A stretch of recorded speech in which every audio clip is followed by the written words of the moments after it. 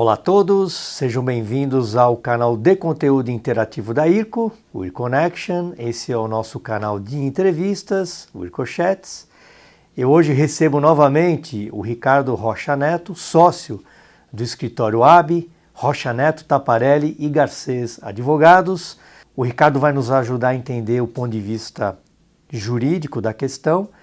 Eu, como consumidor e usuário desse segmento e dos produtos do setor, fiquei positivamente surpreso da forma como o nosso legislativo reagiu de forma tempestiva e olhando com as preocupações voltadas para a preocupação social de que cada um de nós, como condôminos de um evento, de um empreendimento de incorporação imobiliária, temos que nos portar quando tomamos uma decisão de investirmos conjuntamente com outros consumidores.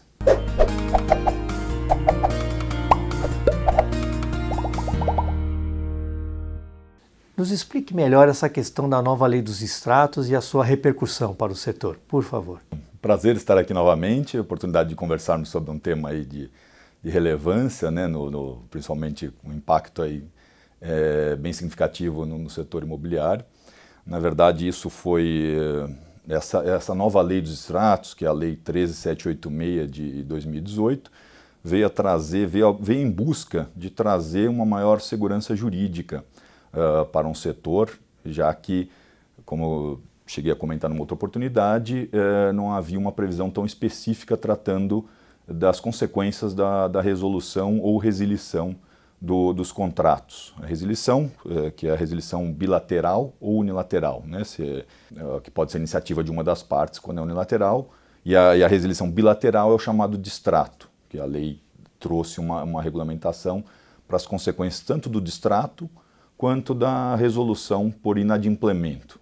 Então, alguns aspectos principais, né, ela inovou, na verdade essa lei trouxe alterações legislativas à Lei 4.591, a Lei das Incorporações, e trouxe alguns dispositivos específicos em que ela acrescentou disposições, por exemplo, sobre a questão do quadro resumo. Então, o quadro resumo, são as informações preliminares, elas precisam detalhar todas as condições do preço, da aquisição da unidade, a forma de entrada, a questão da corretagem imobiliária, que é muito importante e gerou muitas discussões na jurisprudência.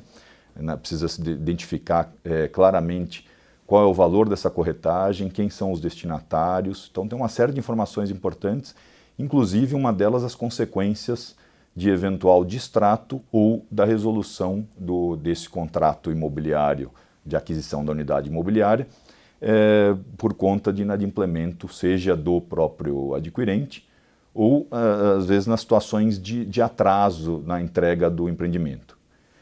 A lei trouxe uma previsão expressa que já vinha sendo aceita pelos tribunais, o próprio Superior Tribunal de Justiça já aceitava o prazo de 180 dias de tolerância em relação àquela data inicialmente prevista para a entrega, mas hoje ela trouxe consequências no sentido de se extrapolado esse prazo de 180 dias sem entrega, o consumidor, o adquirente, possa ter algumas possibilidades. Inclusive, ele pode ou pedir a resolução do contrato por inadimplemento e receber de volta os valores atualizados, mais a multa contratualmente prevista, ou se ele quiser manter, após os 180 dias, se manter no empreendimento, garantindo a sua unidade, ele também vai fazer jus a uma multa de 1% sobre os valores efetivamente pagos pelo consumidor. Então, pelo tempo em que, na verdade, é como se fosse uma compensação pelo tempo em que ele ficou desprovido aí de poder utilizar ou até de alugar o seu apartamento, a sua unidade autônoma. Então, isso são reflexos importantes.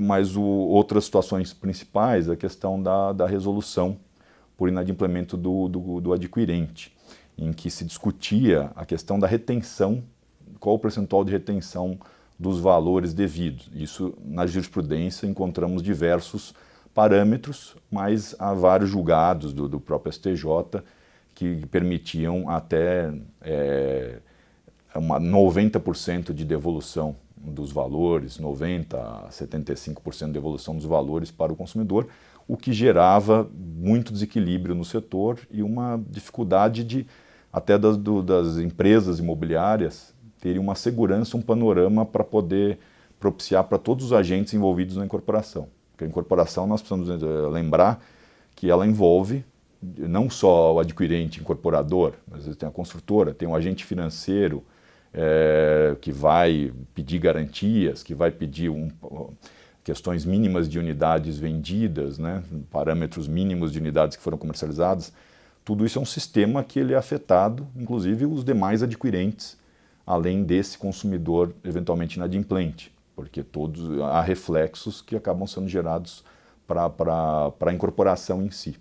Então a lei veio trazer isso e ela previu uma possibilidade de uma retenção aí de 25% dos valores, se não houver patrimônio de afetação, e de até 50% se houver patrimônio de afetação.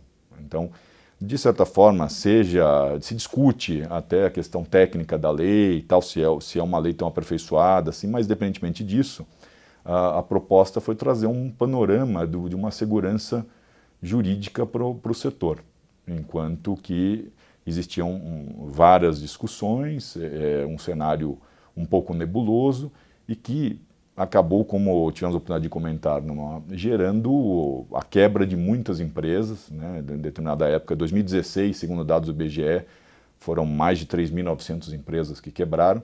Logicamente que existe um contexto de crise também envolvido, não dá para só vincularmos a questão dos extratos, mas é fato que o mercado imobiliário sofreu demais e agora se procurou aí o legislador e com todo o trabalho feito por órgãos do setor, trazendo essa problemática para a questão também de se disciplinar isso de uma forma efetiva e com isso esses reflexos tendem a ser positivos em relação a isso e lógico que ainda, mas partindo ainda da questão da irretratabilidade dos contratos, que esse é um conceito importante que veio da Lei 4.591, e que a ideia é de retratabilidade, mas a lei trouxe também, em consonância com o artigo 49 do Código de Defesa do Consumidor, uma possibilidade de desistência do adquirente no prazo de 7 dias. Então, quando a compra é feita fora do stand de vendas, tal, no stand fora do empreendimento. Então, isso também é uma outra possibilidade desse arrependimento. Mas, fora isso, o conceito é que haja uma irretratabilidade para trazer mais segurança. E se houver desfazimento, por algum motivo desses, aí as consequências já estão previstas na lei. Eu gostaria de agradecer a forma didática e ilustrativa em que o Ricardo nos trouxe esse tema tão complexo e relevante para o setor de incorporação imobiliária e ficamos aqui na torcida para que a nossa economia possa retomar de forma pujante e a questão do setor de incorporação possa ser um gatilho de crescimento para o benefício de toda a economia brasileira. E agradeço a participação de todos. Até a próxima!